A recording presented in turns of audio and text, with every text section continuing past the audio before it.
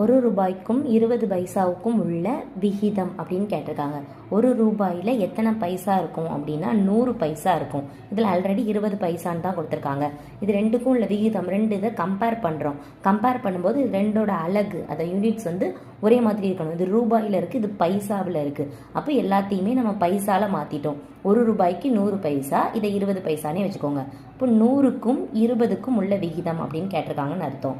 அப்போ இப்படி இருந்தால் அர்த்தம் என்னன்னா 100 டிவைடட் பை 20 அப்படின்னு போட்டுக்கிடலாம். அந்த ஈஸ்ட்டுன்னு இருந்ததுன்னா அதை இப்படி டிவைட்னு போட்டுக்கலாம். இப்போ வந்து கேன்சல் பண்ணுங்கள். 0 0 கேன்சல் ஆயிரும். 1 2 is 2, 5 2s are 10. அப்போ மேலே என்ன கிடச்சிருக்கு? நம்பர் 5. கீழே என்ன கிடச்சிருக்கு? நம்பர் 1.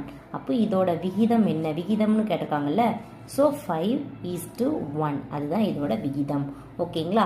அடுத்த சம் பாருங்க. 75 பைசாவுக்கும் ரூபாய் 2க்கும் உள்ள விகிதம் அப்படின்னு கேட்டிருக்காங்க.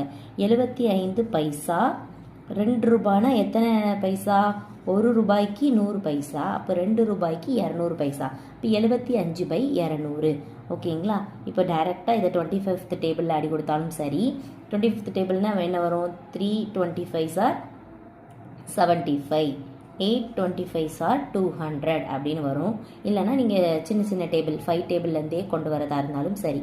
ஓகேங்களா? 3/8 அப்படின்னு கிடச்சிருக்கு. அப்போ இதோட விகிதம் 75 பைசாவுக்கும் 2 ரூபாய்க்கும் உள்ள விகிதம் என்னென்னா 3:8.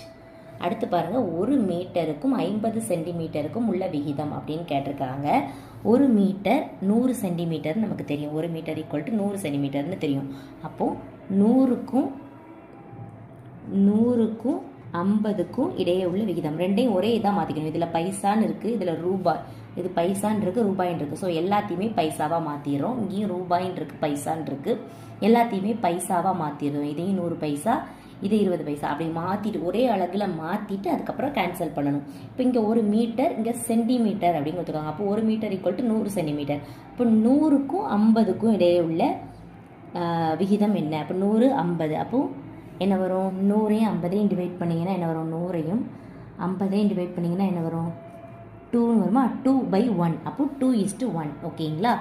அப்போது இதுக்கு அந்த 1 மீட்டருக்கும் 50 சென்டிமீட்டருக்கும் இடையே உள்ள விகிதம் என்னென்னா 2:1. ஓகேங்களா? ஃபஸ்ட்டு என்ன பண்ணிக்கணும்? விகிதம்னு கேட்டாங்கனாலே இந்த 100:20 அப்படின்னு அர்த்தம். 100 அதாவது A:B அப்படின்னா என்ன அர்த்தம்? ஏக்கும் பிக்கும் இடையே உள்ள விகிதம் அப்படின்னு அர்த்தம். அப்போ A/B அதை எப்படி எழுதிக்கலாம்? A:B அப்படின்னா A:B அது எப்படி எழுதிக்கலாம்? A/B அப்படின்னு எழுதிக்கலாம். ஓகேங்களா? விகிதம் மற்றும் விகிதாச்சாரம் டாபிக்.